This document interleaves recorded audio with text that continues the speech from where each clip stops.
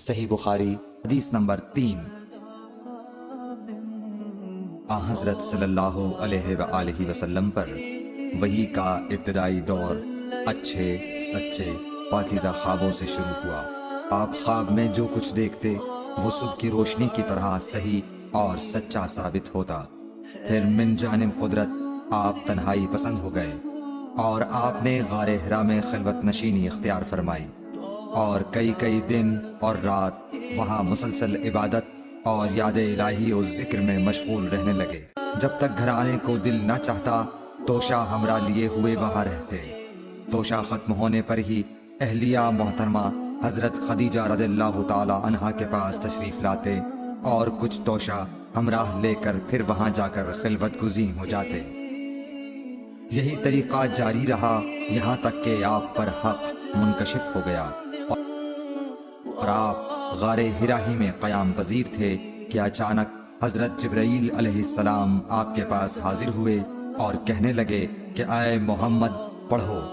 آپ فرماتے ہیں کہ میں نے کہا کہ میں پڑھنا نہیں جانتا۔ آپ صلی اللہ علیہ وسلم فرماتے ہیں کہ فرشتے نے مجھے پکڑ کر اتنے زور سے بھینچا کہ میری طاقت جواب دے گئی۔ پھر مجھے چھوڑ کر کہا پڑھو۔ میں نے پھر وہی جواب دیا کہ میں پڑھا ہوا نہیں ہوں۔ اس فرشتے نے مجھ کو نہایت ہی زور سے بھینچا کہ مجھ کو سخت تکلیف محسوس ہوئی۔ پھر اس نے کہا کہ پڑھ۔ میں نے کہا میں پڑھا ہوا نہیں ہوں۔ فرشتے نے تیسری بار مجھ کو پکڑا اور تیسری مرتبہ پھر مجھ کو بھینچا، پھر مجھے چھوڑ دیا۔ کہنے لگا کہ پڑھو اپنے رب کے نام کی مدد سے جس نے پیدا کیا اور انسان کو خون کی پھٹکی سے بنایا۔ پڑھو اور آپ کا رب بہت ہی مہربانیاں کرنے والا ہے۔ بس یہی آیتیں آپ حضرت جبرائیل علیہ السلام سے سن کر اس حال میں غار حرا سے واپس ہوئے کہ آپ کا دل اس انوکھے واقعے سے کانپ رہا تھا۔ آپ حضرت خدیجہ کے ہاں تشریف لائے اور فرمایا کہ مجھے کمبل اوڑھا دو، مجھے کمبل اوڑھا دو۔ لوگوں نے آپ کو کمبل اوڑھا دیا۔ جب آپ کا ڈر جاتا رہا تو آپ نے اپنی زوجہ محترمہ حضرت خدیجہ رضی اللہ تعالی عنہا کو تفصیل کے ساتھ یہ واقعہ سنایا اور فرمانے لگے کہ مجھ کو اب اپنی جان کا خوف ہو گیا ہے۔ آپ کی اہلیہ محترمہ حضرت خدیجہ رضی اللہ تعالی عنہا نے آپ کی ڈھارس بندھائی اور کہا کہ آپ کا خیال صحیح نہیں ہے۔ اللہ کی قسم آپ کو اللہ کبھی رسوا نہیں کرے گا۔ آپ تو اخلاق فاضلہ کے مالک ہیں، آپ تو کنبہ پرور ہیں، بے کسوں کا بوجھ اپنے سر پر رکھتے ہیں، مفلسوں کے لیے آپ کماتے ہیں، مہمان نوازی میں آپ بے مثال ہیں اور مشکل وقت میں آپ امر حق کا ساتھ دیتے ہیں۔ ایسے اوصاف حسنہ والا انسان یوں بے وقت ذلت و خواری کی موت نہیں پا سکتا۔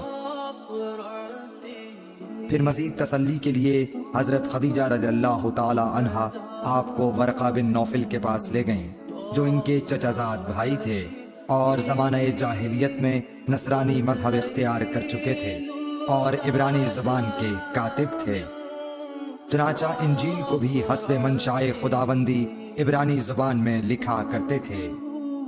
انجیل سریانی زبان میں نازل ہوئی تھی، پھر اس کا ترجمہ عبرانی زبان میں ہوا۔ ورقہ اسی کو لکھتے تھے۔ وہ بہت بوڑھے ہو گئے تھے، یہاں تک کہ ان کی بینائی بھی رخصت ہو چکی تھی۔ حضرت خدیجہ رضی اللہ تعالی عنہا نے ان کے سامنے آپ کے حالات بیان کیے اور کہا کہ اے چچا زاد بھائی، اپنے بھتیجے محمد صلی اللہ علیہ وسلم کی زبانی ذرا ان کی کیفیت سن لیجئے۔ وہ بولے کہ بھتیجے آپ نے جو کچھ دیکھا ہے اس کی تفصیل سناؤ۔ چنانچہ آپ صلی اللہ علیہ وآلہ وسلم نے از اول تا آخر پورا واقعہ سنایا، جسے سن کر ورقہ بے اختیار ہو کر بول اٹھے کہ یہ تو وہی ناموس معزز رازدان فرشتہ ہے جسے اللہ نے حضرت موسیٰ علیہ السلام پر وحی دے کر بھیجا تھا۔ کاش میں آپ کے اس عہد نبوت کے شروع ہونے پر جوان عمر ہوتا، کاش میں اس وقت تک زندہ رہتا جبکہ آپ کی قوم آپ کو اس شہر سے نکال دے گی۔ رسول کریم صلی اللہ علیہ وآلہ وسلم نے یہ سن کر تعجب سے پوچھا کہ کیا وہ لوگ مجھ کو نکال دیں گے؟ حالانکہ میں تو ان میں صادق و امین و مقبول ہوں۔ ورقہ بولا، ہاں یہ سب کچھ سچ ہے، مگر جو شخص بھی آپ کی طرح امر حق لے کر آیا لوگ اس کے دشمن ہی ہو گئے ہیں۔ اگر مجھے آپ کی نبوت کا وہ زمانہ مل جائے تو میں آپ کی پوری مدد کروں گا۔ مگر ورقہ کچھ دنوں کے بعد انتقال کر گئے، پھر کچھ عرصے تک وحی کی آمد موقوف رہی۔